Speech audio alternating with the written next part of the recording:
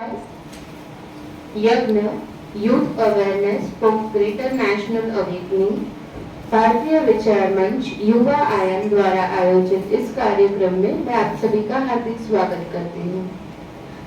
आज मैं अपना विषय सत्र નો વિષય રહેશે વોકિઝમ ધ સોશિયલ જસ્ટિસ ફ્રોડ।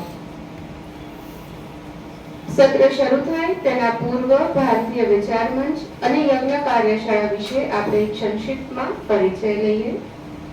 भारतीय विचार मंच आनो भद्रः कथो यन्तु विश्वतः।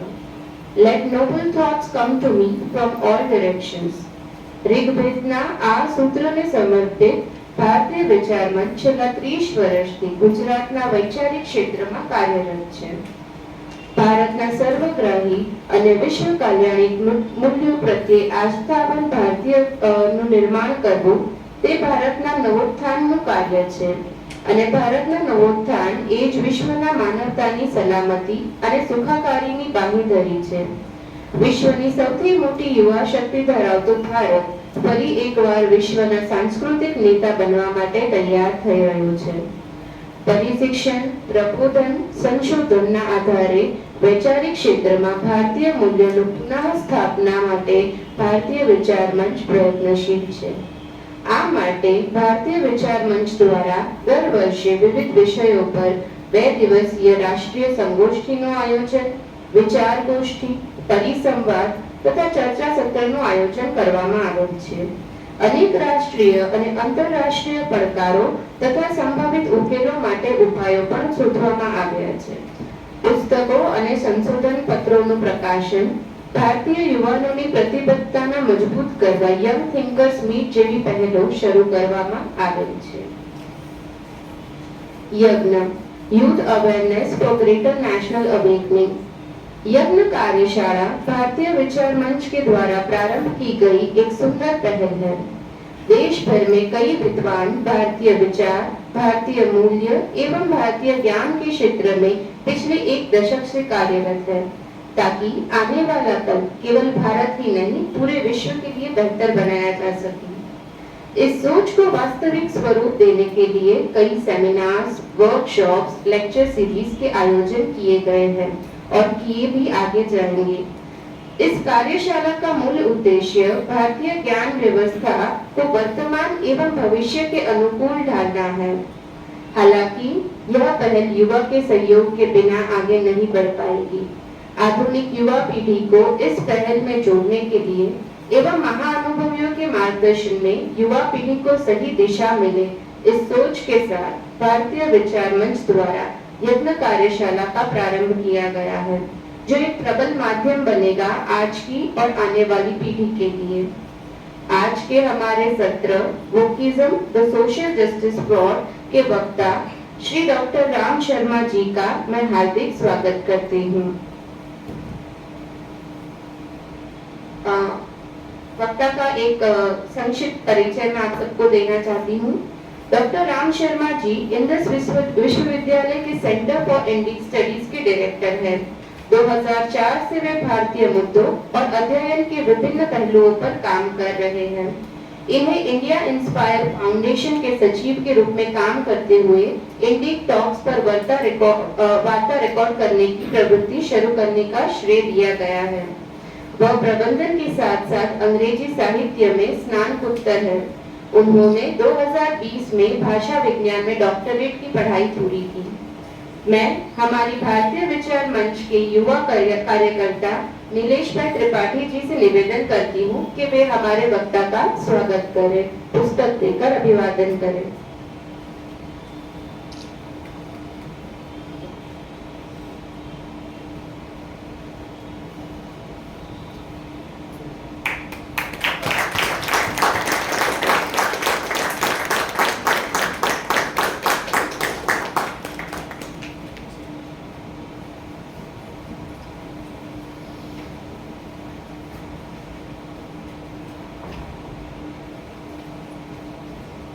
वक्ता श्री, आपसे निवेदन है कि आप इस विषय में हमारा मार्गदर्शन करें और हमें आगे जागरूक करें।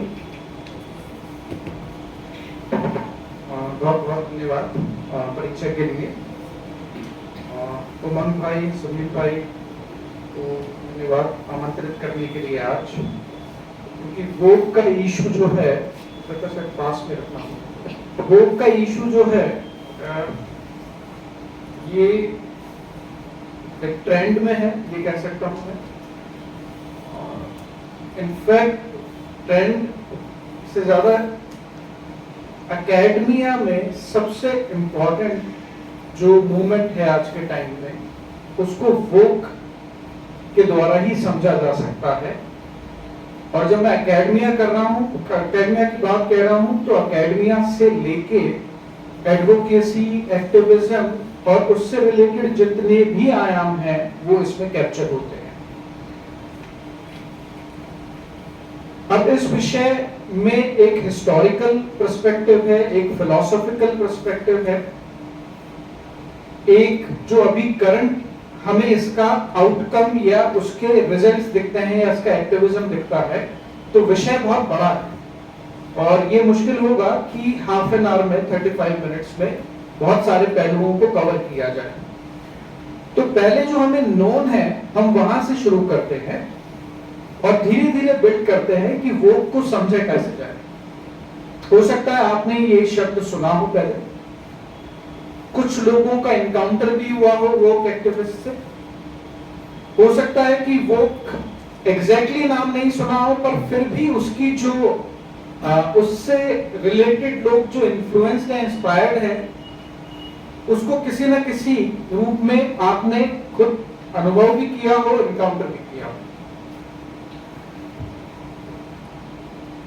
एक स्टोरी पहले शेयर करता हूं, इस स्टोरी को आप बैकग्राउंड में ध्यान रखिएगा और फिर इसमें, क्योंकि ये स्टोरी के माध्यम से हमें बहुत सारी बातें थ्रू आउट द ये डिस्कशन है, हमको इसको एंकर के रूप में काम आएगी। तो महाभारत में एक कैरेक्टर है, इसका नाम है बार्बरिक।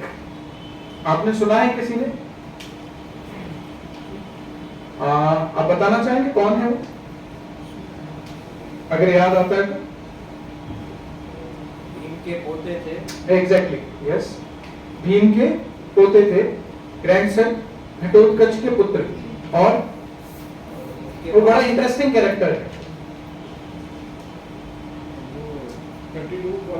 कंप्लीट मैन है, इंटेलेक्चुअल भी जो उनके पास सब क्वालिटीज थी और ओके, ठीक है। उनका जो सर है वो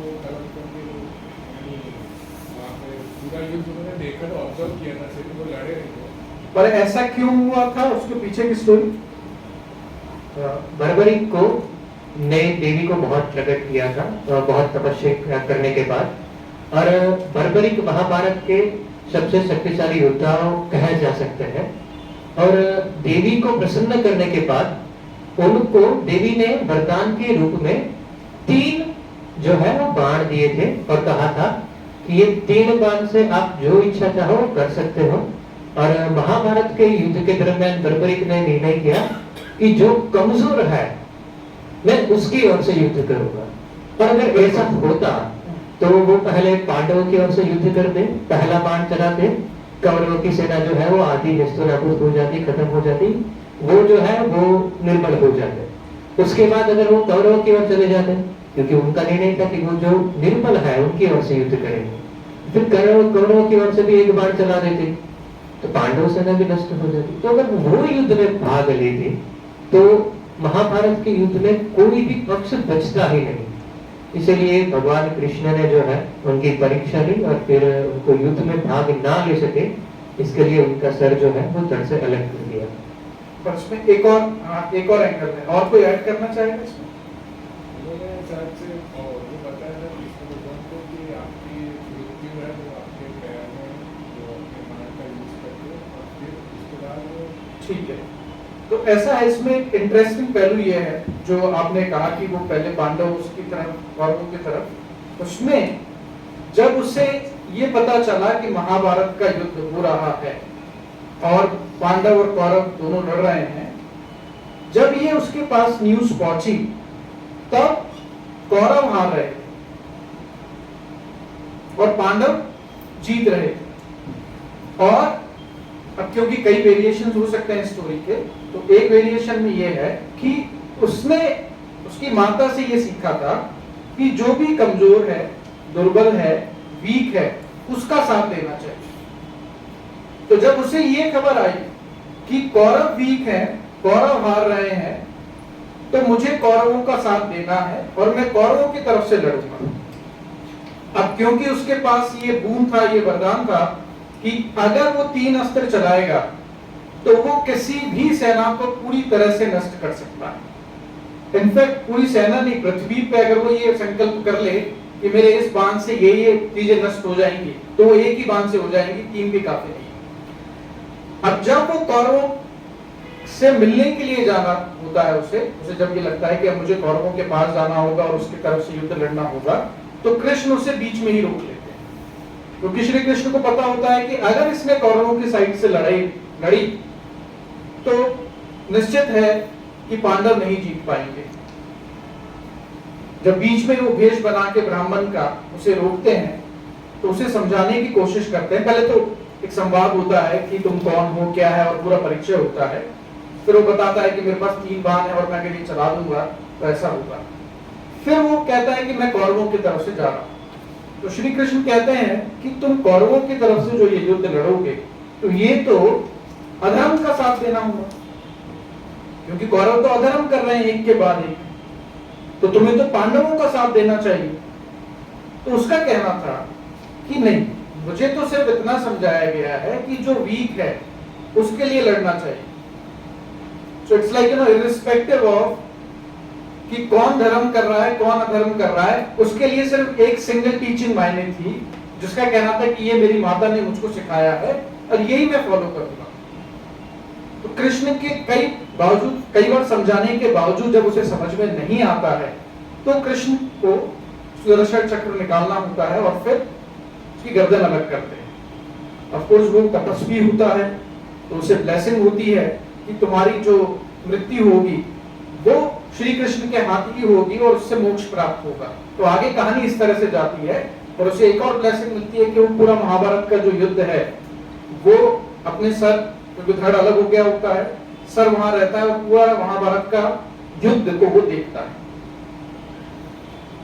अब इस स्टोरी में इंटरेस्टिंग एस्पेक्ट ये है कि कौन सही है, बार्बरिक सही है कि श्री कृष्ण सही? क्या बार्बरिक गलत है? क्योंकि उसकी मदर ने तो बहुत नोबल टीचिंग दी है, और नोबल टीचिंग क्या है? अब मैं आपसे पूछूं कि क्या उसकी नोबल टीचिंग में कोई कमी है? कोई ऑब्जेक्शन उठा सकता है? कोई ये कह सकता है कि नहीं नहीं, ये टीचिंग तो प्रॉब्लमेटिक है, या ये टीचिंग तो नहीं माननी चाहिए? जनरली हम भी ऐसे ही कहते हैं कि हाँ, कोई अगर दुर्बल हो, वीक हो, किसी के साथ अन्याय हो रहा हो, हालांकि यहाँ अन्याय का कॉन्टेक्स्ट नहीं है, यहाँ तो वीक, दुर्बल और कमजोर वाली बात है, तो उसका साथ देना चाहिए। अगर आप आइसोलेशन में देखेंगे तो आपको लगेगा कि इस टीचिंग में कोई प्रॉब्लम नहीं है और हम सबको यही फॉलो करना चाहिए। बट अगर पूरी स्टोरी को देखेंगे तो इतनी नोबल टीचिंग होने के बावजूद भी बार्बरिक इतना बड़ा ब्लंडर करने जा रहा था कि वो कौरवों का साथ दे रहा था, और जिसका परिणाम ये होता कि कौरव ही जीतते, पांडव हारते, और जो पूरे महाभारत का लेसन है कि धर्म की स्थापना करना, वही फेल हो जाता। इसका मतलब ये है कि नोबल टीचिंग भी कॉन्टेक्स्ट में की जाती है, बिना कॉन्टेक्स्ट के नहीं। Like you do not parrot it out like कि बस मैंने यही सीखा और मैं यही करूंगा। नोबल टीचिंग भी डिजास्टर में कन्वर्ट हो सकती है, ये इसका लेसन। इसलिए कई बार जब भी वोक का इशू जब आपके सामने मैं एक पॉइंट रखूंगा, तो आप ये ध्यान रखिएगा, क्योंकि जैसे ही विषय आता है वोक का, तो उसमें बहुत इनोसेंस वाली एक फीलिंग आती है कि नहीं, हम तो अन्याय के खिलाफ लड़ रहे हैं, इसमें क्या है। तो फिर आप बर्बरिक को याद कीजिएगा कि वो भी यही कह रहा था कि मैं तो कमजोर, वीक और इसके लिए लड़ रहा हूं। इसको मैं कहता हूं बर्बरिक सिंड्रोम। ठीक है, ये बर्बरिक सिंड्रोम है। ये इंडिया के जैसे वो वेस्ट से भी कई सिंड्रोम आते हैं ना, वैसे ये इंडिक सिंड्रोम है, इसका नाम है बर्बरिक सिंड्रोम। कि जरूरी नहीं है कि नोबल थॉट हो, ये भी देखना होता है कि नोबल थॉट को कहां, कैसे, कब यूज करना है। ऐसा ही जैसे हम पैरेलली सुनते हैं कि हिंसा और अहिंसा, क्या एब्सोल्यूट अहिंसा को फॉलो किया जा सकता है? अब वैसे देखें तो अहिंसा नोबल टीचिंग है, बट अगर स्टेट के कॉन्टेक्स्ट में देखें तो आपको पता है कि हिंसा करनी होती है। इसी सेंस में हमें बारबरिक की स्टोरी याद रखनी है। ठीक है, कुछ फंडामेंटल्स मैं डिस्कस कर लेता हूं, फिर हम इंटरेक्शन पे आएंगे। ये जानना चाहूंगा बस यहाँ पे जितने भी पार्टिसिपेंट्स हैं वो कितने, खासकर युवा जो हैं, साइंस बैकग्राउंड से, मतलब ठीक है, और कितने ह्यूमैनिटीज बैकग्राउंड से हैं? ओके, ये मैं इसलिए पूछ रहा हूं कि जो वोक की प्रॉब्लम है वो साइंस डिपार्टमेंट की प्रॉब्लम नहीं है। इसलिए कई बार साइंस के स्टूडेंट्स को ये समझ में नहीं आता कि ये थ्योरी एकेडमिया में कैसे पढ़ाई जा सकती है, क्योंकि उन्हें फैक्ट्स, डेटा, एविडेंसेस, रिसर्च, इसकी आदत होती है, इस टर्म में वो बात करते हैं, क्योंकि उन्हें बिल्कुल भी ये नहीं पता है कि ह्यूमैनिटीज डिपार्टमेंट में होता क्या है। इसलिए उन्हें शॉक लगता है कि ये इस तरह की थ्योरीज कैसे बिल्ड हो सकती है। Okay, I will come to that later on. तो शुरू करते हैं, पहले कुछ बेसिक टर्म्स। अब एक जो इंपॉर्टेंट टर्म है उसका नाम है इंटरसेक्शनैलिटी। ये लाइक कोर है। जैसे कोई कहेगा वोक, अच्छा पहले शब्द के, इस पे भी आने से पहले एक शब्द के बारे में बात कर ले। वोक वैसे देखें तो वेक का पास्ट है, वेक एंड वोक। वेक का मतलब जागना या जागृत होना, जागने से संबंधित, like not physically you are waking up from your sleep, but कि जैसे आप अंधकार में थे, अज्ञान था, और फिर आपको कुछ अनुभूति या कुछ फैक्ट्स या कुछ इंफॉर्मेशन पता चले और आपको जागृति आई। इसका सिंपल मीनिंग ये, अगर हम कोई इसमें पॉलिटिकल कॉन्टेक्स्ट या इसका हिस्टोरिकल कॉन्टेक्स्ट हटा दें और सिर्फ डिक्शनरी में अगर देखने जाएंगे तो इसका मीनिंग यही निकलेगा। प्रॉब्लम ये होती है कि यही वर्ड को एक सर्टेन सेक्शन ऑफ इंटेलिजेंसिया इसके लिए यूज करता है कि यहां पे जागृति एक बहुत बड़े ग्रैंड प्लान के रूप में प्रस्तुत की जाती है। वो ग्रैंड प्लान क्या है उस पर मैं आता हूं अभी एक 2-3 स्लाइड्स के बाद। पर वर्ड का लिटरल मीनिंग इतना है कि आप किसी चीज को लेके जागृत हुए। तो पहले आपको अज्ञान था, आप अंधकार में थे, और अब आप उसको लेके जागृत हो गए हैं। पर यहां तक सीमित नहीं है, क्योंकि आप जागृत हुए हैं तो अब आपको एक्टिविस्ट बनना है, रेवोल्यूशनरी बनना है और दूसरों को भी जागृत करना है। ये उसका लिटरल मीनिंग है। ये जो वर्ड है इंटरसेक्शनैलिटी, ये उसका कोर है। खासकर ये मैं युवा वर्ग के लिए, क्योंकि यही इसी से आप एंटर हो सकते हैं इस वर्ड से वोक को समझने के लिए। वर्ड आप ध्यान रखिएगा। पूरा जो इंटरसेक्शनैलिटी का एक फ्रेमवर्क है वो बिल्ड कैसे हुई है, इसके लिए एक हिस्टोरिकल जर्नी 5 मिनट में पूरी कर लेते हैं। ह्यूमैनिटीज में जो थ्योरीज आई उसमें आप देखेंगे कि एक ग्रैंड प्लान, एक ग्रैंड कॉन्स्पिरेसी के तौर पे चीजों को रखा जाता है।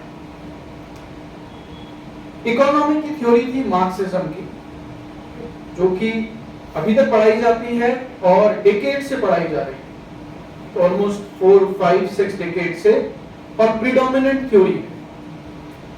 ह्यूमैनिटीज में आप इकोनॉमिक्स, एंथ्रोपोलॉजी, सोशियोलॉजी, लिटरेचर, कोई भी सब्जेक्ट आप करेंगे तो वहां पे मार्क्सिज्म की इकोनॉमिक थ्योरी को टीच किया जाता है।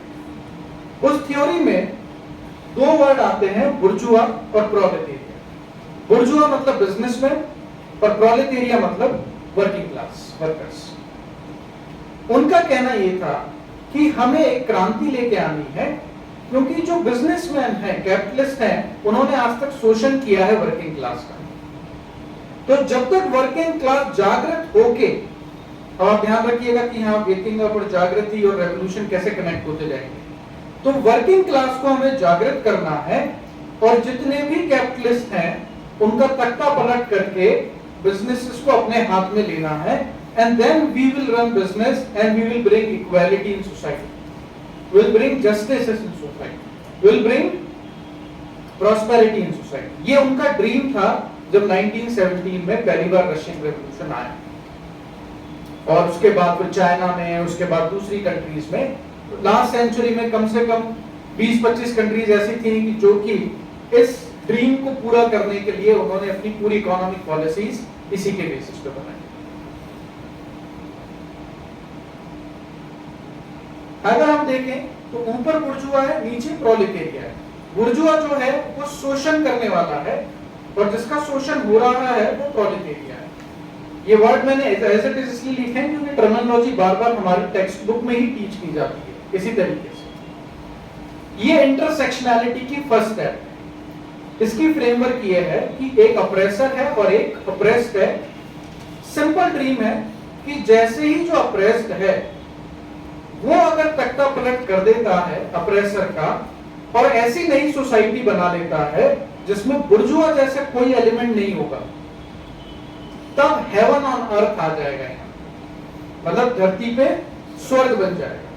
ये ड्रीम उन्होंने ऑलमोस्ट 1850 से शुरू हुआ था, जो 1917 में रशियन रेवोल्यूशन से शुरू हुआ, फिर चाइनीज रेवोल्यूशन से शुरू हुआ क्योंकि चाइना में भी कम्युनिज्म आया, और जितनी भी कंट्रीज में कम्युनिज्म आया उसके अगर कोर में जाएंगे तो ये diagram as simple as this.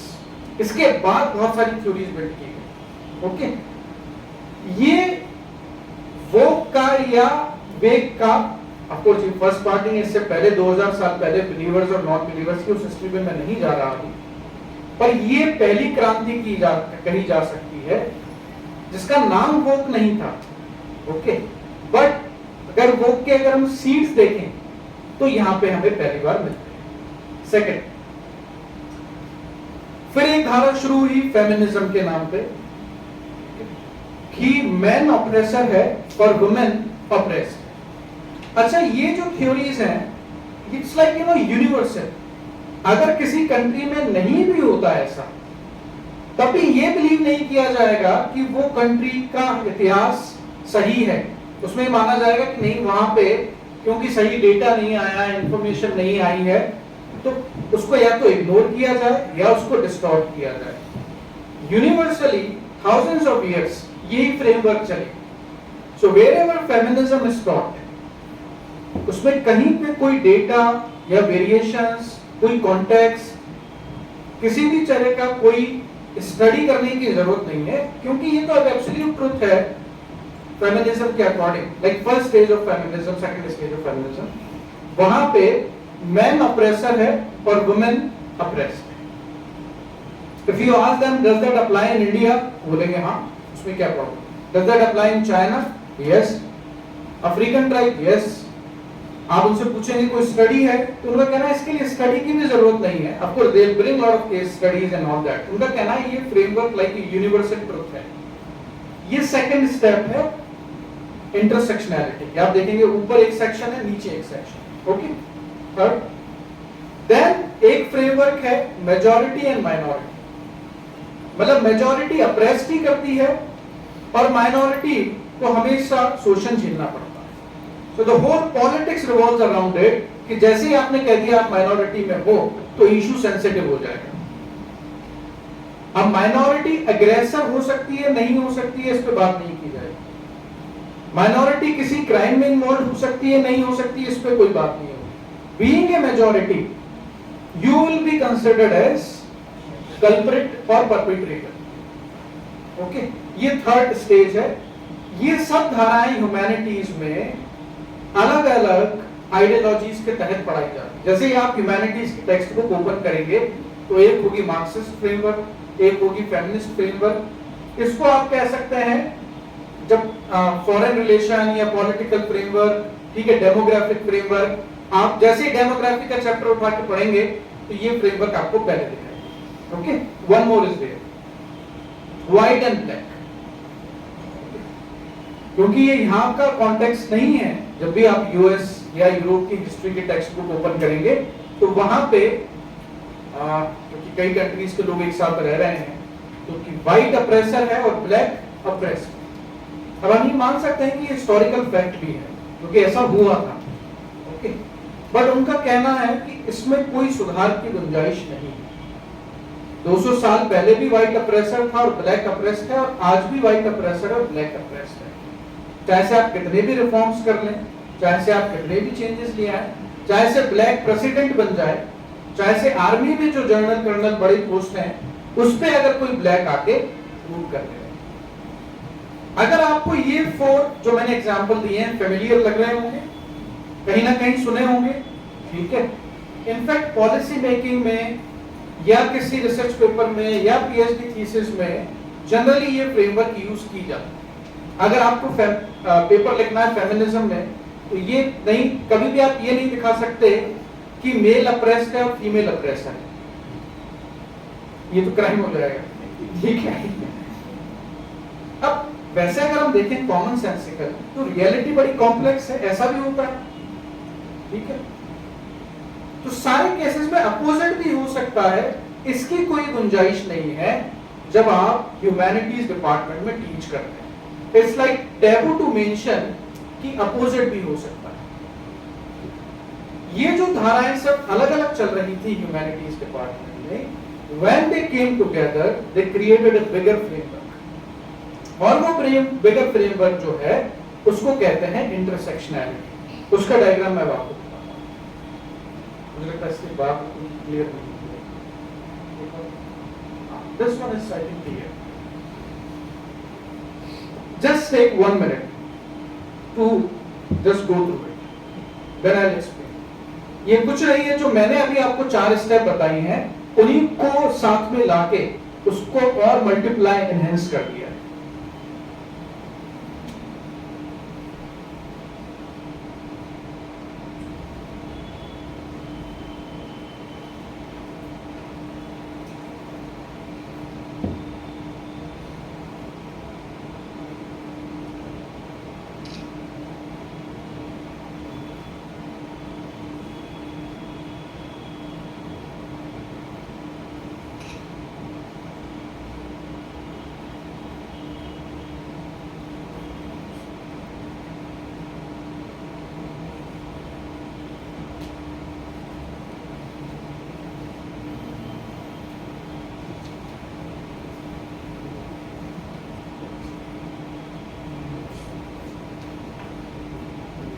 Of course it comes from European context, तो ये पर्टिकुलरली इसमें कुछ और वेरिएशंस इंडिया में ऐड किए जा सकते हैं।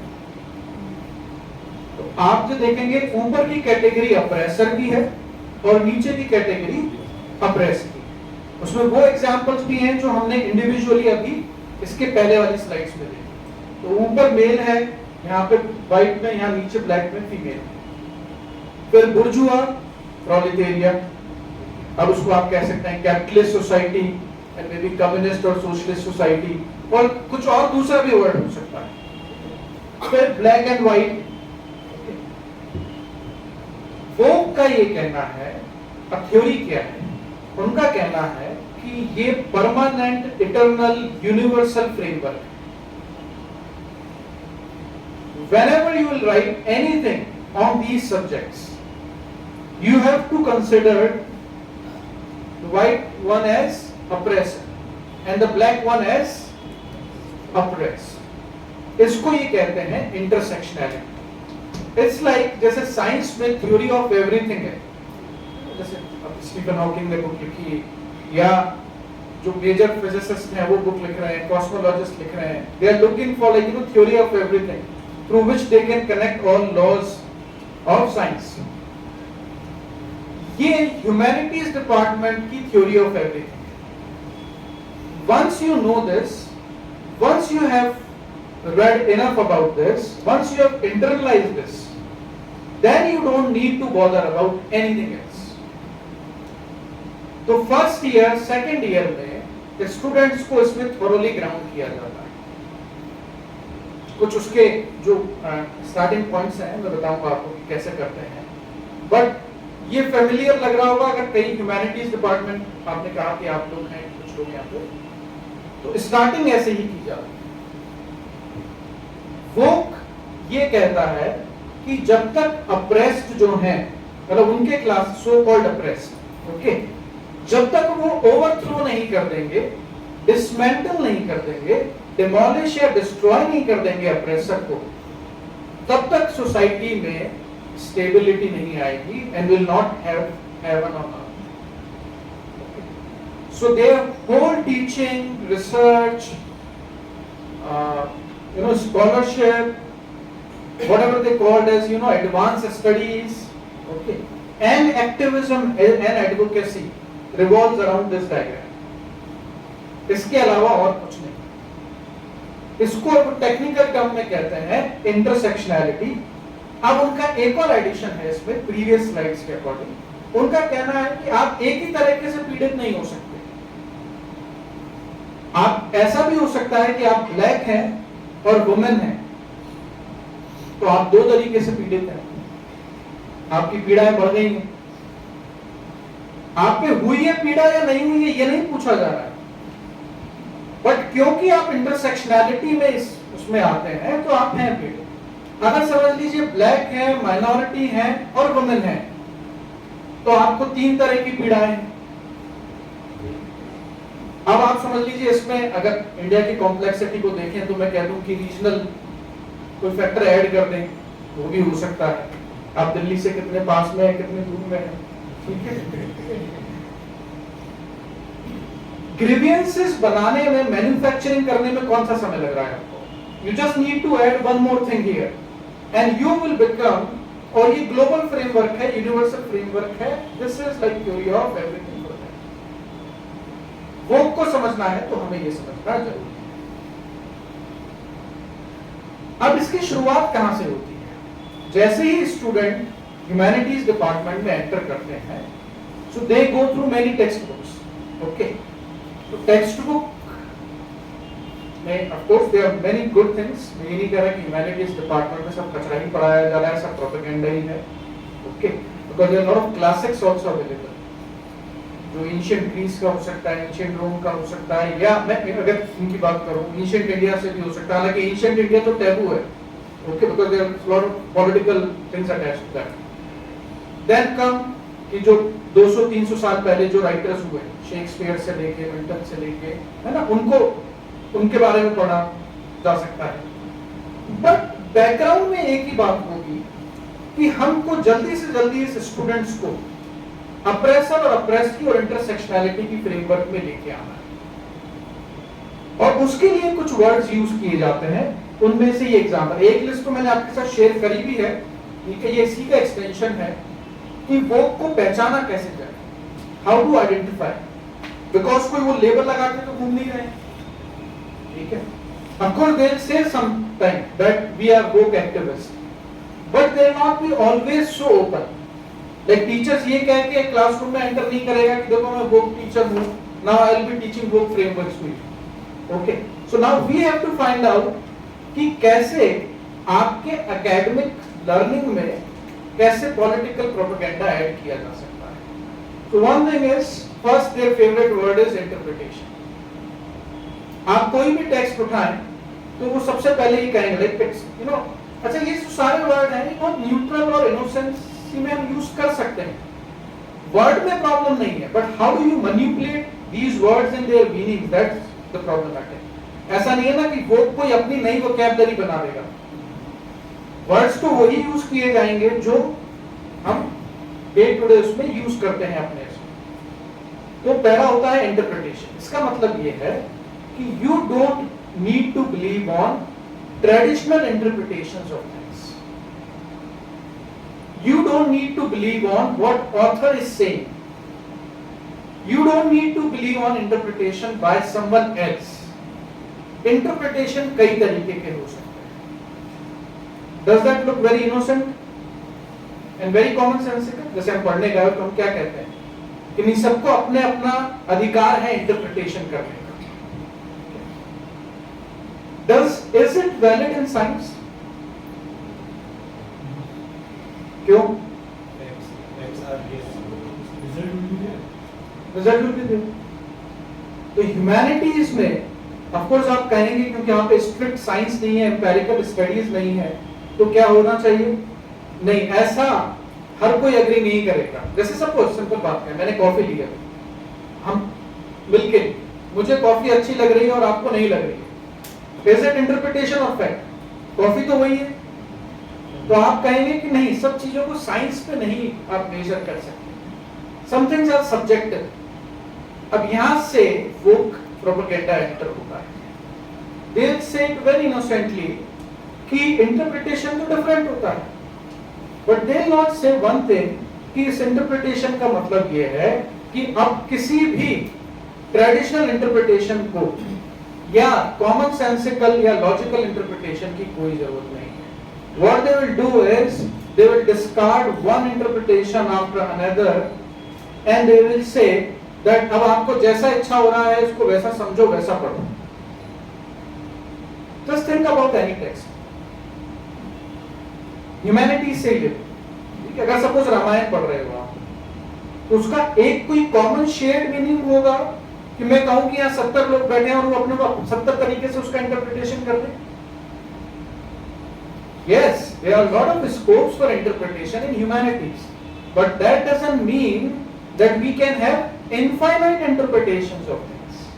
क्योंकि infinite interpretation का मतलब है कि chaos है और उसका कोई भी meaning नहीं निकलता। So that is one way they enter it. और interpretation से perspective जुड़ा हुआ है कि you should have many perspectives. In fact, एक incident है कि हम एक recording कर रहे थे, तो वहां पे गणेश जी की मूर्ति पीछे थी और जैसे ये कैमरा लगा है वैसे ही स्पीकर यहाँ बैठा है, पीछे गणेश जी की मूर्ति है। The person said he is coming from certain academic background कि ये मूर्ति हटा देनी चाहिए और ये जो ओपन स्पेस दिखेगी ना ये ज्यादा सुंदर है। अब ठीक है, कोई ये भी कह सकता है, मतलब एक तरीका हो सकता है, बट यहाँ इनोसेंस ही नहीं है, ये मैं कह रहा हूँ। उसका कहना था कि अगर खाली स्पेस होगा ना, it will be open to interpretation, you will have many perspectives. उसका ये कहना है कि जो भी ट्रेडिशनल ऑब्जेक्ट्स हैं, ट्रेडिशनल मीनिंग है, ट्रेडिशनल टेक्स्ट है, ट्रेडिशनल कॉन्टेक्स्ट है, उस सब को हटा दो। अब जो तुम्हारे माइंड में इनफाइनाइट गेम्स चल रहे हैं, let it get unleashed. So that is interpretation and perspective. एक वर्ड है रिलेटिविज्म। आपने सुना होगा कि ये तुम्हारा ट्रुथ है, ये मेरा ट्रुथ है। जरूरी, जिसमें मैंने कॉफी का एग्जांपल दिया, तो ठीक है, तुम्हें अच्छी लगी और मुझे अच्छी नहीं लगी, ये मेरा सत्य है और ये तुम्हारा सत्य है। Will you agree with this? But will you agree that you can have infinite truth and no common truth which we can share with each other? तो सेकेंड एग्जाम्पल यहां से शुरू होता है सिंपल रिलेटिविज्म से, और वो एंड होता है जब वो ये कहते हैं, और इसीलिए अगर आप उनके आर्ट को देखेंगे तो उस आर्ट में कोई मीनिंग बचा नहीं। आप कोई पोस्ट मॉडर्न पेंटिंग देखने जाएंगे, आई don't know whether you have any experience of that, पर पोस्ट मॉडर्न पेंटिंग में अगर आप जाके पूछेंगे कि इसका मीनिंग क्या है, so it's considered as a crime. You cannot ask for इसका क्या मीनिंग है, जो तुम्हें लग रहा है वो मीनिंग है।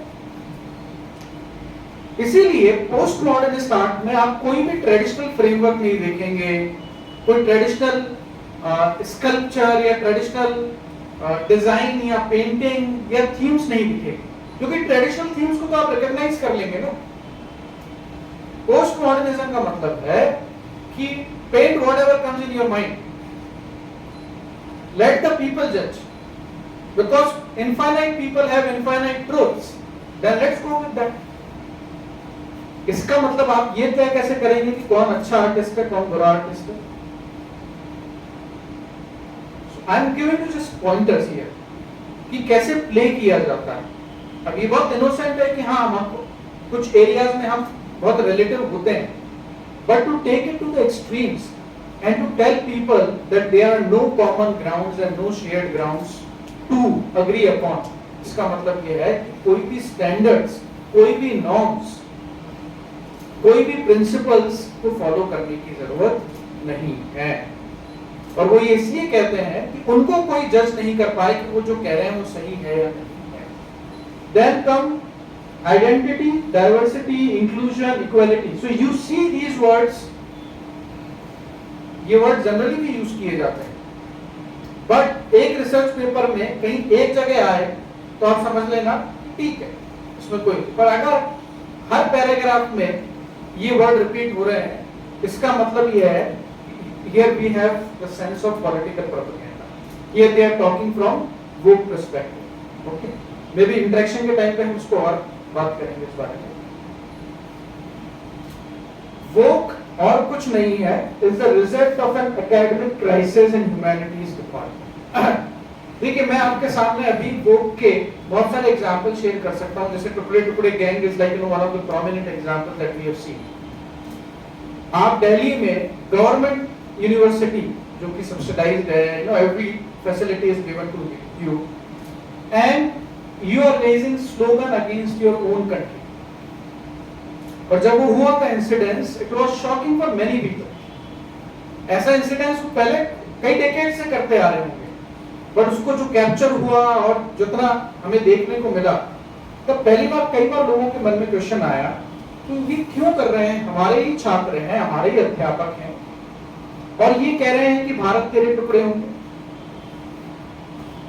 वो का एक प्रोमिनेंट एग्जाम्पल। नाउ स्टूडेंट्स हो सकता है ये कर रहे हैं, बट टीचर्स क्यों कर रहे हैं उनके साथ? अच्छा, ये आईआईटीज में क्यों नहीं हो रहा? टेक्नोलॉजी या साइंस जहां टीच की जाती है वहां पे ये नारे क्यों नहीं लगाए जा रहे हैं? पर्टिकुलरली ह्यूमैनिटीज डिपार्टमेंट, इवन जो आईआईटीज में ह्यूमैनिटीज डिपार्टमेंट है वही इसमें रोल प्ले करते हैं। साइंस एंड टेक्नोलॉजी के स्टूडेंट्स को तो पता भी नहीं होता कि ये क्या चल रहा है। सो एग्जाम्पल्स हम मल्टीप्लाई कर सकते हैं, बट टुकड़े टुकड़े गैंग से आपको समझ में आ जाएगा कि हम किस तरह की मानसिकता की बात कर रहे हैं।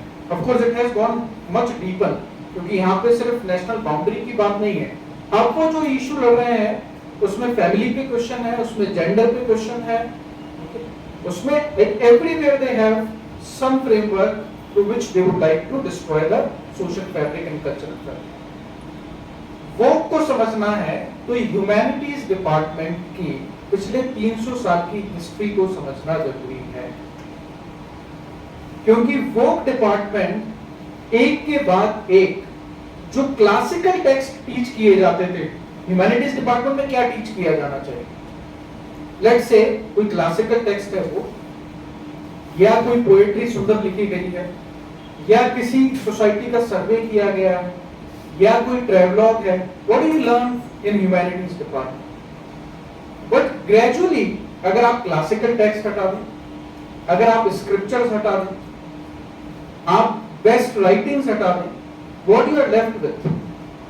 और यही हुआ है ह्यूमैनिटीज डिपार्टमेंट में एक के बाद एक।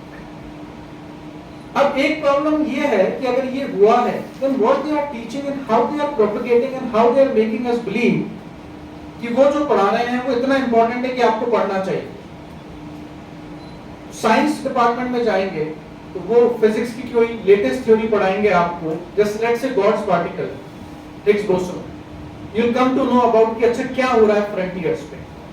Okay, so from fundamentals to frontiers you study in sciences and technology. But what are fundamentals and frontiers in humanities department? Humanities department का frontier जो है, जिसको वो latest cutting edge technology जिसको कहा जाता है, जो मैंने intersectionality का जो diagram बताया वो। So 300 years की journey में humanities department have landed up teaching intersectionality not only in India but across the globe. They have nothing more to offer in the name of latest, advanced and cutting edge. One more slide.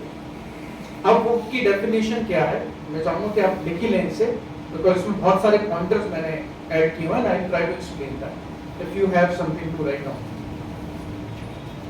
इस sheet पे भी लिख सकते हैं अगर आपके पास कोई है। This summarizes the whole, themes of what book is doing, what they are doing, where they are doing, when they are doing, goal, everything is there.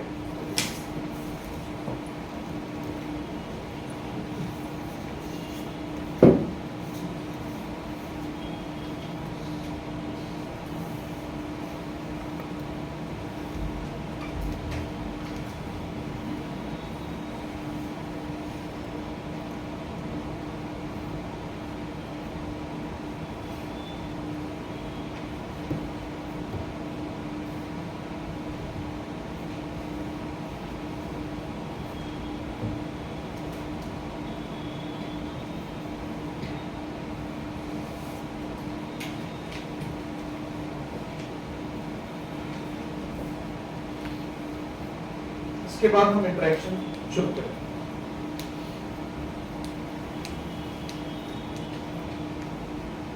Woke is a grand conspiracy theory.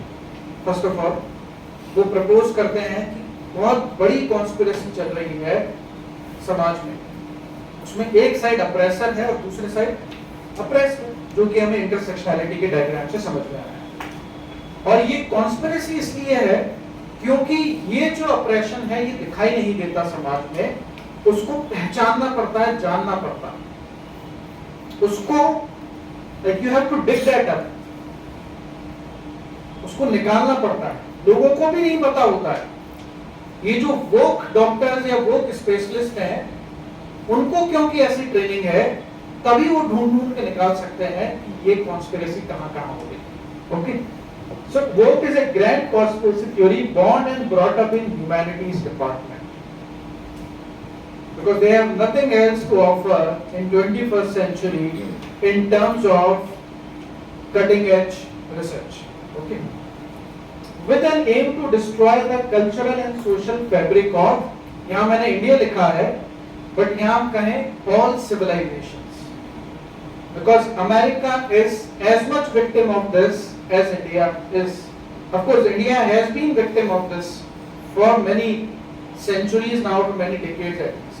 Okay, to destroy the cultural and social fabric इसलिए क्योंकि जो अभी हमारा fabric है उसको जब तक destroy, dismantle, deconstruct नहीं करेंगे तब तक जो उन्हें लेके आना है, हालांकि जब आप उनसे पूछते हैं कि उन्हें क्या लेके आना है तो उनके पास उसका कोई आंसर नहीं, because they only know how to destroy, they don't know how to create something. Okay, तो उनके पास बाद का कोई प्लान नहीं, उनका कहना है बस ये जब हो जाएगा उसके बाद अपने आप हेवन ऑन अर्थ आ जाएगा। ठीक है, using, last line important है, using students as their mercenaries. mercenaries होते हैं फुट सोल्जर्स, इनको हायर किया जाता है युद्ध में। जब आपकी सेना कम होती है तो आप भाड़े में लोग लेके आते हो जो आपके लिए उस वॉर में लड़ेंगे। ठीक है, तो mercenaries उनके फुट सोल्जर्स हैं। अब यहाँ पे एक हिस्टोरिकल फैक्ट बता देता हूँ बस, क्यों स्टूडेंट्स हैं, क्योंकि मार्क्सिज्म ने वर्कर्स और फार्मर्स के साथ जो रेवोल्यूशन लाने की कोशिश की थी, या तो वो जीनोसाइड में कन्वर्ट हुई या अटरली फेल्ड हो गई। तो मार्क्सिज्म का जो ड्रीम था हेवन ऑन अर्थ का, वो कंप्लीट कोलैप्स हो गया जहां पे भी उन्होंने कोशिश करी। उनके जब ये कोलैप्स हुआ मार्क्सिज्म का, तब ये उनके मन में क्वेश्चन आया कि ऐसा क्यों हुआ, क्योंकि हमारी थ्योरी तो बिल्कुल सही है। अब उल्टा भी हो सकता था, उनको ये क्वेश्चन करना चाहिए था कि हो सकता है हमारी थ्योरी गलत है, बट क्योंकि वो इतने एब्सोल्युटली कॉन्फिडेंट है कि ये थ्योरी गलत है ही नहीं, तो उन्होंने कहा कि जब तक ये जो कल्चर और सोशल फैब्रिक से चेंज नहीं किया जाएगा, मतलब उसके लिए लैंग्वेज चेंज करनी पड़ेगी, उसके लिए जितनी भी moral, ethical, common sensical teachings हैं उनको चेंज करना पड़ेगा, only then we can have the revolution. So we have failed because we did not go deeper and did not capture the minds of those who will later become workers and farmers.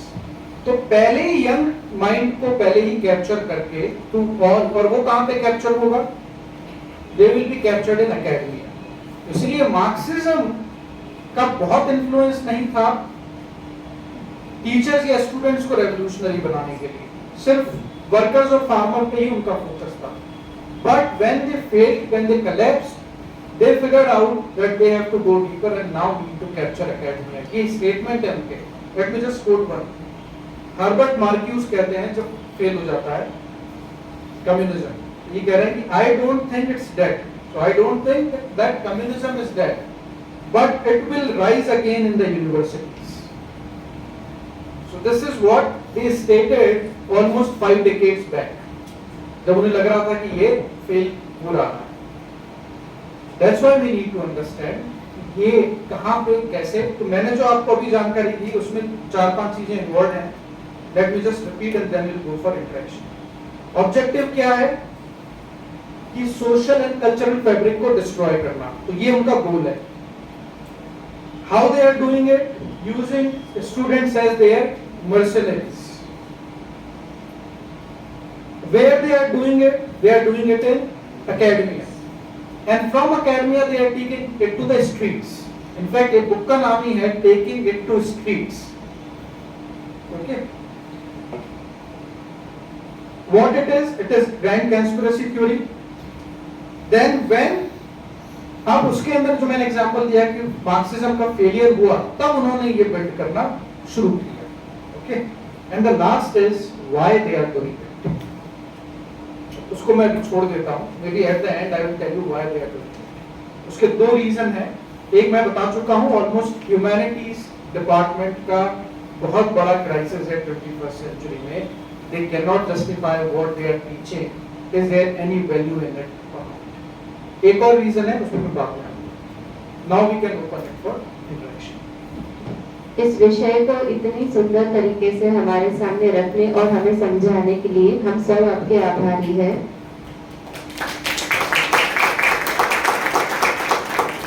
आप श्रोताओं से निवेदन है कि इस विषय के ऊपर आपके मन में अगर कोई सवाल है तो 1 by 1 सवालों को ले सकते हैं, हाथ ऊपर कर सकते हैं. अच्छा, मुझे घूमना है.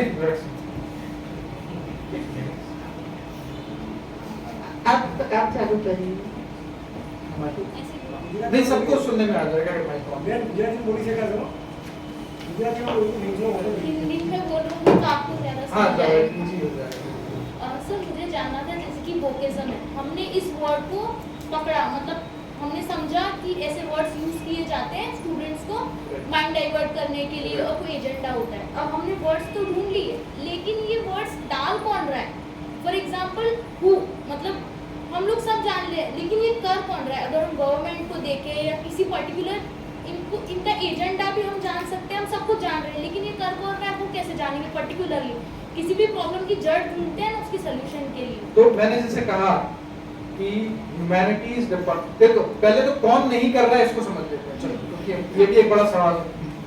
तो साइंस डिपार्टमेंट में आपको ये वायरस नहीं मिलेगा, क्योंकि साइंस डिपार्टमेंट में ये जो थ्योरी ऑफ एवरीथिंग है वो कुछ और है. इनफैक्ट अगर आप साइंस की प्रोग्रेस देखेंगे तो science may be it started with narrow base, but one after, जैसे रेसिज्म का एग्जांपल दूंगा, तो जेनेटिक्स ने रेसिज्म के लिए कोई भी जगह नहीं छोड़ी. बिकॉज जेनेटिक्स ये टीच करता है not only that human beings have similar genetics, but our genes are similar to animals and plants. So they are looking for unity of not only human beings but unity of and interdependence of life across like the animals, plants and human beings. अगर आप science की progress देखेंगे तो opposite हो रहा है. They are looking for unities everywhere now. You know, theory of everything क्या है? They are looking for unified framework, not the framework कि जहाँ पे division देखा जा रहा हो, जहाँ पे disturbance या grievances देखे जा रहे हैं. सेकंड, जहां स्पिरिचुअलिटी टीच की जाती है वहां पे आपको ये प्रॉब्लम नहीं दिखेगी, because they are more about कि आप अपने आप को एक्सप्लोर कर रहे हो, who am I, okay, rather than worrying about कि किसको कहां पीड़ा हो रही है और मैं उसके नाम पे कैसे रेवोल्यूशन लेके आ रहा. ठीक है. ये पॉलिटिकल पार्टीज की भी प्रॉब्लम नहीं, क्योंकि political parties when they work on ground, okay, they have to take care of ground realities. Corruption हो सकता है, ओके, कुछ अलग तरह की प्रॉब्लम्स हो सकती हैं, बट ग्रैंड कॉन्स्पिरेसी थ्योरी ये पॉलिटिकल पार्टीज इस तरह से वर्क नहीं करती. So you do not see that in political parties, you do not see that in science department, you do not see wherever spiritual cultural practices are done. If you locate it, you will find that where they are coming from. वो के activist आते कहां से? तो आपको दिखेगा कि वो ह्यूमैनिटीज डिपार्टमेंट से ही आते हैं और कहीं से भी उनका ओरिजिन नहीं. अगर उसको थोड़ा सा और डिटेल में देखने जाएंगे तो ये ह्यूमैनिटीज डिपार्टमेंट में जो प्राइमरी नंबर पे है, पहले होगा आपको लिटरेचर और लैंग्वेज का डिपार्टमेंट, फिर उसके बाद होगा सोशियोलॉजी, एंथ्रोपोलॉजी के डिपार्टमेंट. आप टेक्स्ट बुक ओपन कीजिए and you can find it out. Only thing is because it is done in such a subtle manner. जैसा मैंने आपको अभी हाफ एन आवर में एक्सप्लेन किया, ये वो 4 आवर्स में बिल्ड कर, 4 इयर्स में बिल्ड कर। ओके, तो ये उसका लोकेशन है। उसके टीचर्स कोई ऐसा नहीं है कि कहीं पे कोई एक बिल्डिंग में बैठ के कोई कॉन्स्पिरेसी कर रहा है, because humanities department have no options besides teaching this, so they are teaching it as name of cutting edge technology. इसलिए मैंने कहा कि ये ह्यूमैनिटीज डिपार्टमेंट का क्राइसिस है। सारे टीचर्स इन्वॉल्व हैं, मैं ये नहीं कह रहा। दोस who do not go by this framework and they are more interested in classical teaching, let's say sciences or other studies, they will not follow this path। but sooner or later ये framework इतनी embedded है, इतनी entrenched है humanities department में कि आप उसको escape नहीं कर सकते। in fact मैंने एक example अभी last talk में दिया था, let me repeat, it's very interesting। एक candidate ने मेरे अंडर PhD के लिए अप्लाई किया।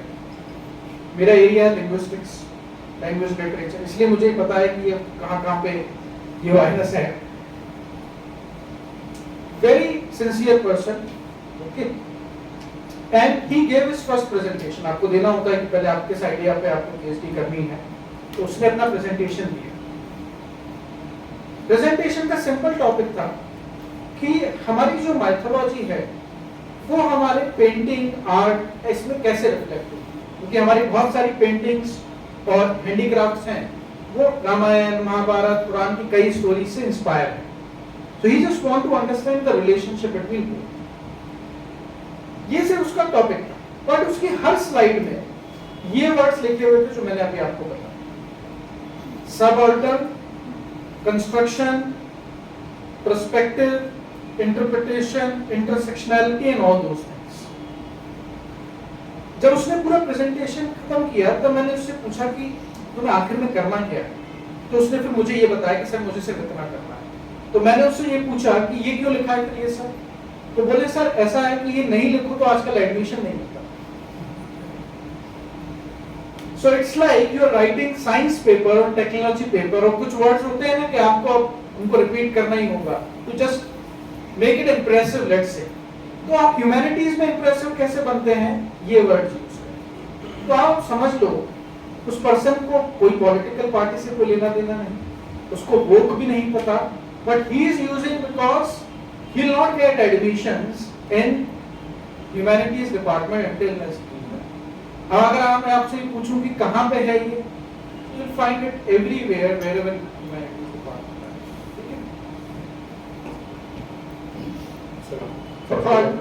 But I have one question. Let's say now we have figured out that it is a part of the framework is part of everyone's life, right? Because we are 60% population as a students in India. Yes, Right? yes. So now I just have curiosity that what will be the first and primary step to let's say to oppose this or to defeat this wokeism trend or whatever thing is right now developing in society or already developed maybe. What will be the first and Yes, primary step? please. to continue with him. Higher education अभी 18% से 20% है. Now we have target as per new education policy कि हम लोग higher education में 50% तक जाएंगे 2035। ये प्रॉब्लम बहुत बढ़ चढ़ के आएगा। तो whatever उन्होंने जो बताया बिल्कुल सही है, इसको कहाँ से ठीक किया जाए, कैसे किया जाए, और ऐसे कर पाएंगे क्या लग रहा है बहुत बिग चैलेंज। अब इसको आपको ये देखना होगा कि ये एकेडमिक्स में रह के रिसर्च या स्कॉलरशिप या लर्निंग नहीं हो रही है। Okay, what is happening here when you say woke and in academia, it's like इसको मैं पॉलिटिकल भी नहीं कहूंगा, क्योंकि पॉलिटिकल पार्टी तो उसका एक गेम बन जाती है, ठीक है। क्योंकि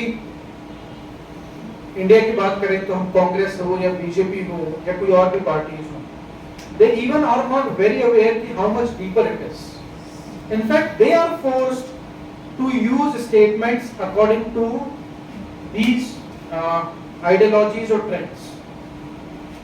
अभी आज कितना मुश्किल है कि फेमिनिज्म पे आप बात कर रहे हो पर आप ये कह दें कि वुमेन भी अप्रेसर हो सकती है और मैन भी अप्रेस्ड हो सकता है।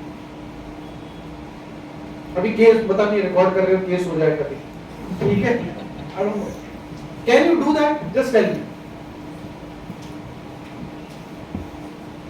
who has set these parameters कि अगर इस सब्जेक्ट पे कहना है तो इतना ही कहना होगा, इसके बियॉन्ड कह दिया तो आपका एकेडमिक करियर या बाकी करियर डिस्ट्रॉय हो सकता है।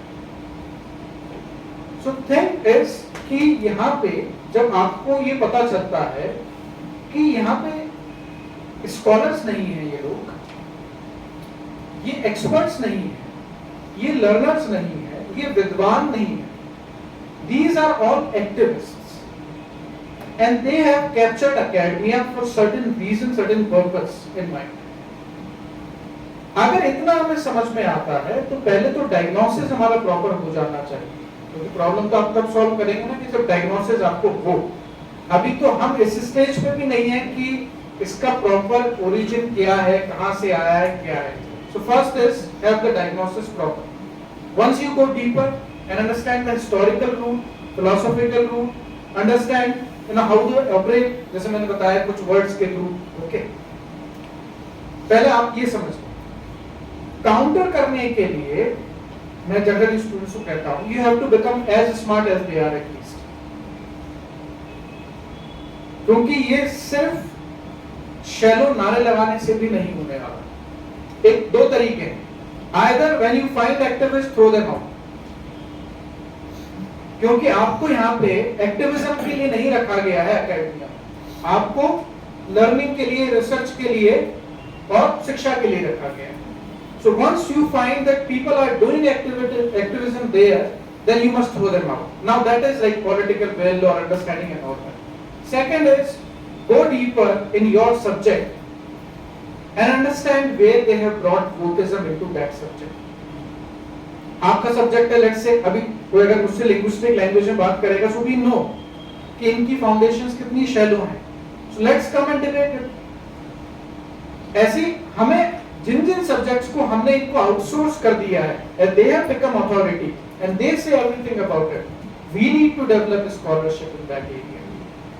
और बिना उस स्कॉलरशिप को डेवलप करें, उनको प्रॉपर, क्योंकि एकेडमिक डिबेट्स हैं, एकेडमिक इनकाउंटर हैं, so you have to have that kind of scholarship also. So that's why I am saying you have to become as smart as intelligent as they are.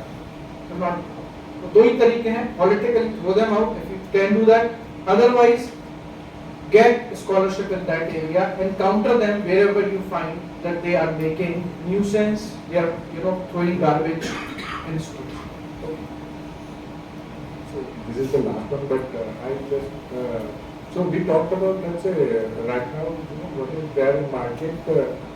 People are marketing Bhagavad Gita as well. Let's say, what is the concept? In what context it is said by Sri Krishna? It is totally marketed for their own purpose. This is one example. So that's how the influencer market is work right now in market. So how we can let's say if we talk against about that thing, so it is like we are talking against about the Bhagavad Gita. So now in this context, how we can how to but you have to clarify कि ये इस question में क्या problem क्या है, अगर वो कर रहे हैं मार्केटिंग तो, but we all have rights to do spread. I think he is trying to convey that sometimes they change the meaning as per their convenience. So they are doing for their, let's say, monetary purpose, right? And they have their own agenda. Let's say they are building some funnel, marketing funnel type of thing. They are utilizing the concept of Bhagavad Gita for their expose them. First understand कि वहाँ पे कहाँ पे उन्होंने loops whole ढूंढ के उसे use किया है। ओके, देखो एक बात तो ये क्लियर है कि हम यहाँ पे इंटेलेक्चुअल वॉरफेयर की बात कर रहे हैं, ठीक है? ऑफ कोर्स इसमें काफी गुंडागर्दी भी हो सकती है, काफी बुलिंग हो सकती है, कहीं पे फोर्स यूज करना पड़ सकता है, but I am not going into that arena right now. because as we are sitting here, we are trying to understand it, intellectually. Intellectual warfare में आपको उनको intellectually ही जवाब देना पड़ेगा. If you know that stuff, and if you know that there are loopholes, there are misinterpretations, how will you go and counter them? Expose them wherever they are standing and speaking nonsense. So again, coming back to the same point, और कोई तरीका नहीं हो सकता. Parallelly build things that can be much more relevant and make them irrelevant. कभी एक दो question वहाँ से ले लेते हैं. कल का ही एग्जाम्पल जस्ट मैं लेता हूँ परसों का. ये शाहरुख खान ने जो स्टेटमेंट दिया, मैं उसको यहाँ उजागर नहीं करना चाहता, लेकिन वो एक वॉकिज्म ही है. उसने पॉजिटिव वर्ड का यूज किया, ये सब यूज किया करके वो जो रियलिटी है उसको कल्चरल और सोशल फैब्रिक को ब्रेक करने का ही उसने काम किया. ये बहुत समझने वाली बात है कि उसने पॉजिटिव वर्ड का गलत यूज करके ये this. So before you answer that question, आप भी अपना क्वेश्चन पूछ सकते हैं. Yes. सर, हमने यहाँ सोशल प्रॉब्लम्स को कनेक्ट करके बात की, तो जब भी मेरा सब्जेक्ट है सोशियोलॉजी, तो हम कोई सोशल प्रॉब्लम पढ़ते हैं तो उसका सोर्स बताया जाता है कि it is lack of training, lack of awareness, और जब हम उसका सॉल्यूशन पढ़ते हैं तो वो आता है it is through education, acquirement of skills, हम ये प्रॉब्लम सॉल्व कर सकते हैं. तो अगर आज के प्रेजेंटेशन के हिसाब से अगर ऐसा है कि एजुकेशन ही प्रॉब्लम है, तो यहाँ पे एजुकेशन तो एज अ सॉल्यूशन कैसे बन सकता है? और सेकंड थिंग, जब फर्स्ट क्वेश्चन में साइंस की बात आई कि साइंस में ऐसा नहीं पढ़ाया जाता, और सर मेरा मानना है कि साइंस में पढ़ाया तो नहीं जाता, पर साइंस को एज अ टूल यूज किया जाता है. जैसे आप देख लें चाइना श्रीलंका और पाकिस्तान को कैसे अभी वो डोमिनेट कर रहा है कि यू आर टेक्नोलॉजी डेफिशिएंट. तो साइंस की टेक्नोलॉजी नहीं यूज करते. बट सर वो टेक्नोलॉजी कहीं ना कहीं साइंस से जुड़ती है कि आपके पास एप्रोप्रिएट साइंस नहीं है, लाओ मैं अपनी साइंस का यूज करके आपको डेवलप करता हूँ. सेकंड थिंग, जब ब्रिटिशर आए तो क्या बोले कि यू आर प्रिमिटिव, आप में इतना टेक्नोलॉजी का.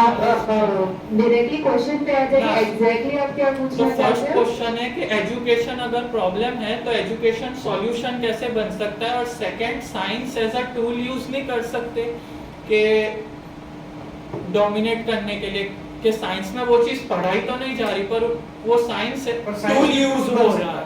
Okay, sir, just a second. एक announcement, GJ01WE 6337 पंच है, डाटा पंच किसी की है यहाँ पे? गाड़ी की चाहिए.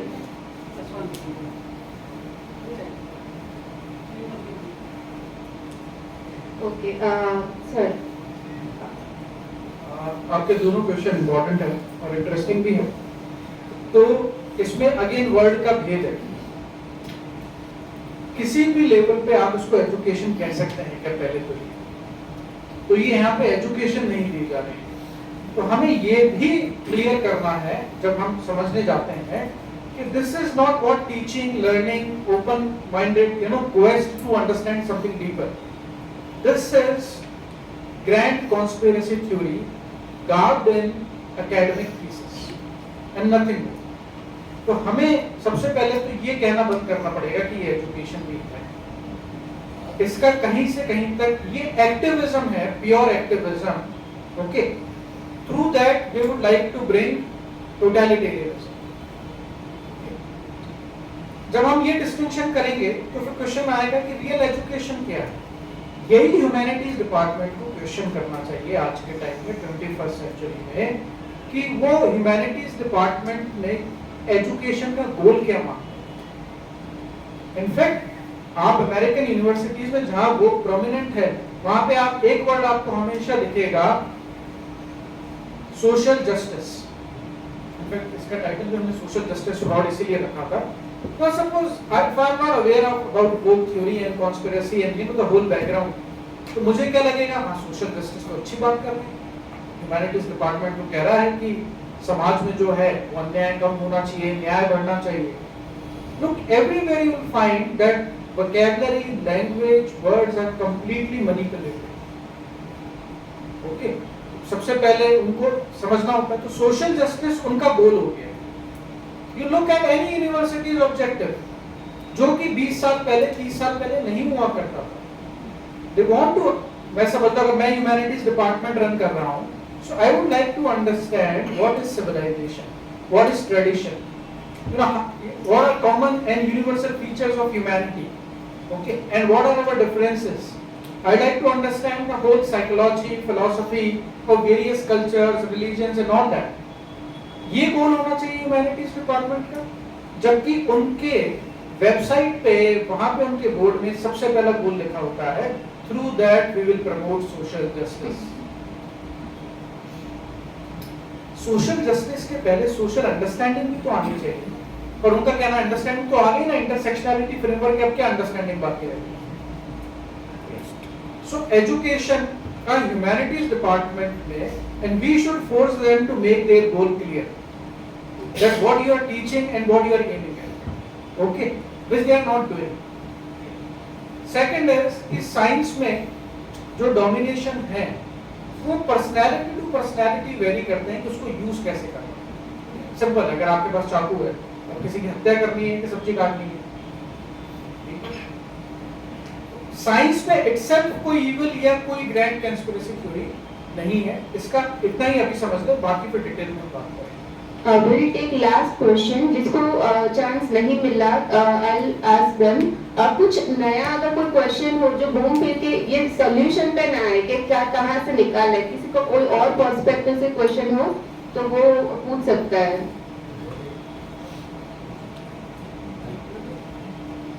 मेरे असल में 2 प्रश्न हैं। आपने एक कोट से पूरा किया कि कम्युनिज्म पूरी तरीके से खत्म नहीं हुआ है, वो यूनिवर्सिटीज में अभी भी जीवित है। एजुकेशन पॉलिसीज के तहत विश्वविद्यालयों की संख्या तो समय के साथ साथ बढ़ती जा रही है, और liberal education, not in the terminological sense but in the literal sense, इसको बढ़ावा दिया ही जा रहा है। तो आशा है कि वोकिज्म का वायरस और फैलेगा, तो बढ़ते विश्वविद्यालयों के साथ साथ हम इस पर कैसे काबू करें। और दूसरा प्रश्न, Hindutva is woke culture of India, इस पर कई लोगों के पहलू हैं, मैं आपका पहलू इस पर जानना चाहूँगा। ये क्या है, मैंने नया सुना। Hindutva is woke culture of India. ठीक है, मुझे लगता है ये जो हिंदुत्ववादी हैं वो शायद इसको एप्रोप्रिएट करना चाह रहे हैं और कह रहे हैं कि हमें कोई वोक की जरूरत नहीं है, maybe I am understanding it in right context, और हमारे पास अपनी वोक थ्योरी है, we don't need to import any woke theory. ऐसे ही कुछ है, ऐसा हो सकता है। बट देखिए, ये अगेन अभी हमारी जब बात चल रही है तो सिंपल वर्ड है किसी को जागृत करना। अब किसी को जागृत करना कोई गलत बात नहीं है।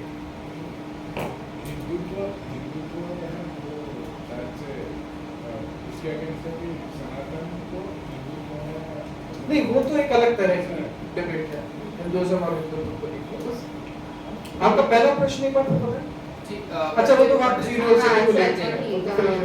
टॉपिक को डाइवर्ट न करते हुए अगर हम टू द टॉपिक रह के कुछ अलग सॉल्यूशंस तो एक्चुअली सर ने दिए हैं।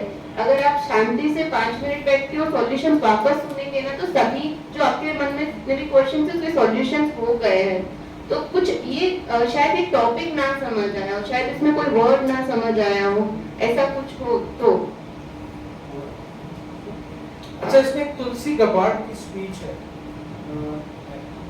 पर हमारे पास समय नहीं होगा देखना कि हम उसको 10 मिनट प्ले कर सकते हैं, 5 मिनट कर सकते हैं। मैं उसका कॉन्टेक्स्ट बता देता हूँ। आपने तुलसी गबाड़ का नाम सुना है? अमेरिका में डेमोक्रेटिक पार्टी की वो इवन प्रेसिडेंशियल नॉमिनी भी थी, ओके, और उन्होंने अभी डेमोक्रेटिक पार्टी से रिजाइन किया। इंडियन ओरिजिन की तुलसी नाम है, और वो जो स्पीच दी है जब रिजाइन किया है डेमोक्रेटिक पार्टी से, क्योंकि वो जो थ्योरी है वो left liberal Marxist communist socialist इस थीम की थ्योरी है, और डेमोक्रेटिक पार्टी स्टैंड करती है लेफ्ट लिबरल कम्युनिज्म सोशलिज्म और इस तरह के सब आइडियाज को लेकर।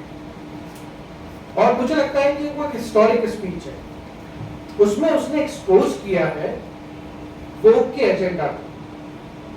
उसमें 2-3 पॉइंट बहुत क्रूशियल हैं हम 5 मिनट में यहाँ पे साउंड होगा,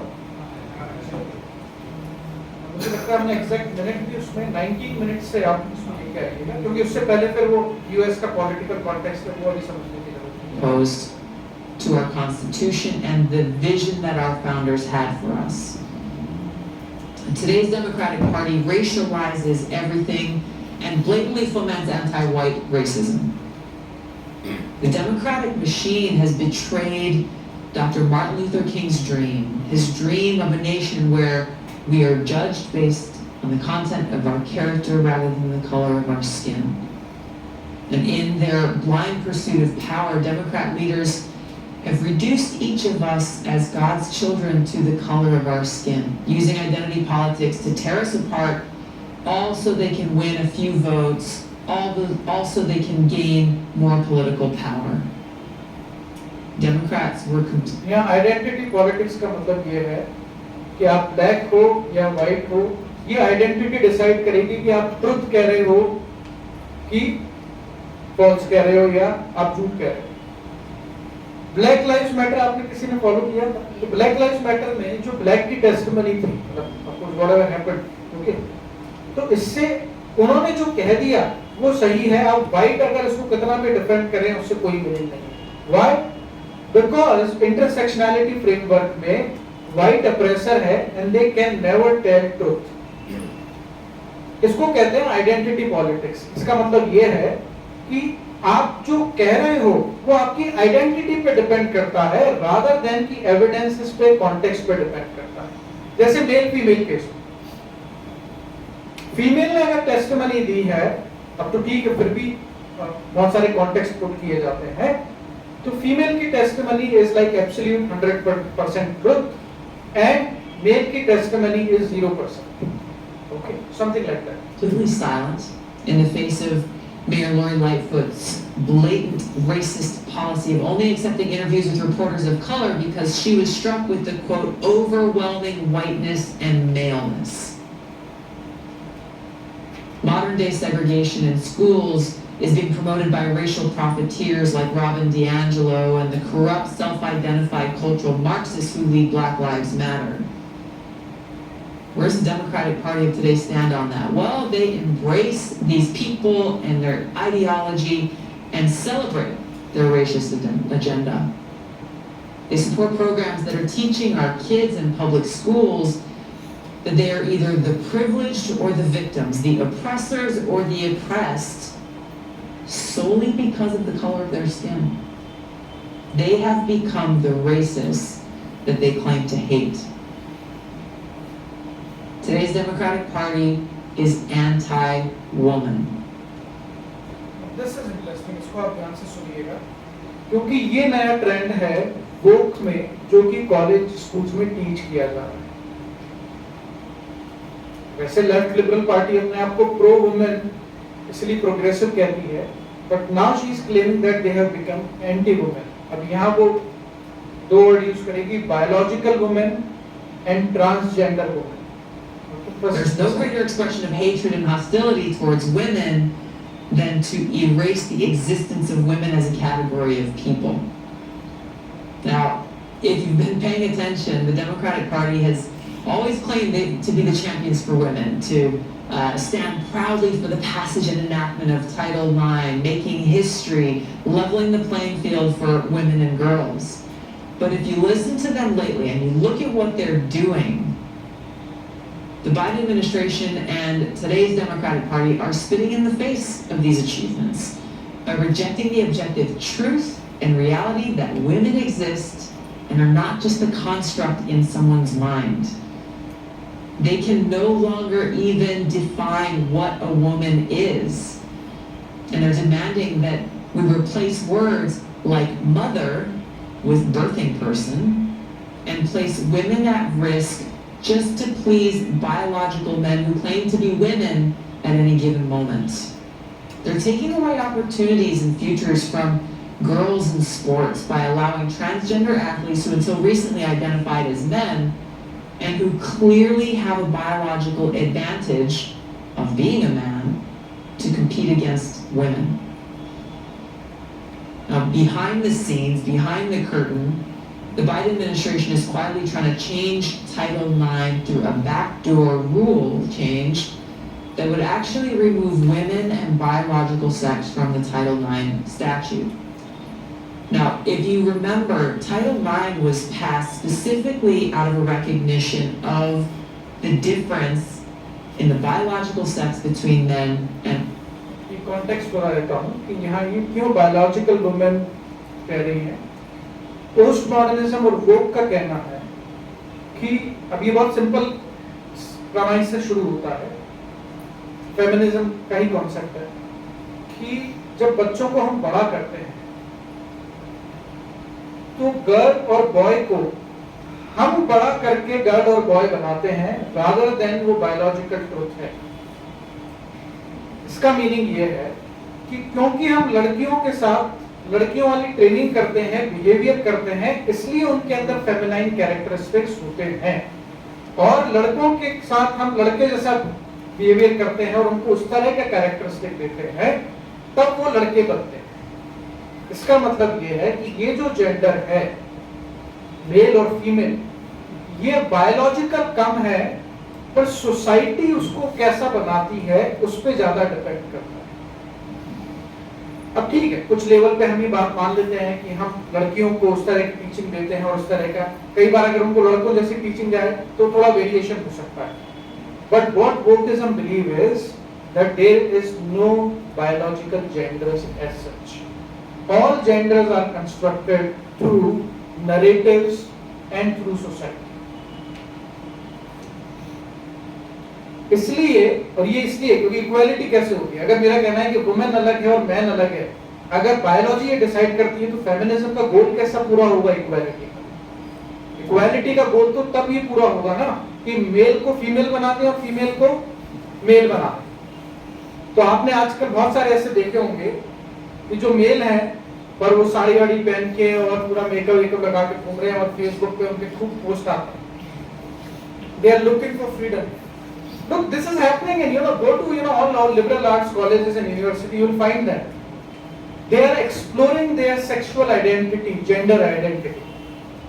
उनका कहना है, again going back to कि infinite meaning है ना। किसने कहा कि जो लड़की है, अब जनरली ऐसा भी कहा जाता है लड़कियों जैसे कपड़े नहीं, लड़कों जैसे कपड़े पहन रही हैं, ठीक है, अब यहाँ तक तो ये ठीक था। अब उनका कहना है कि फिर लड़के लड़कियों जैसे कपड़े क्यों नहीं पहन सकते?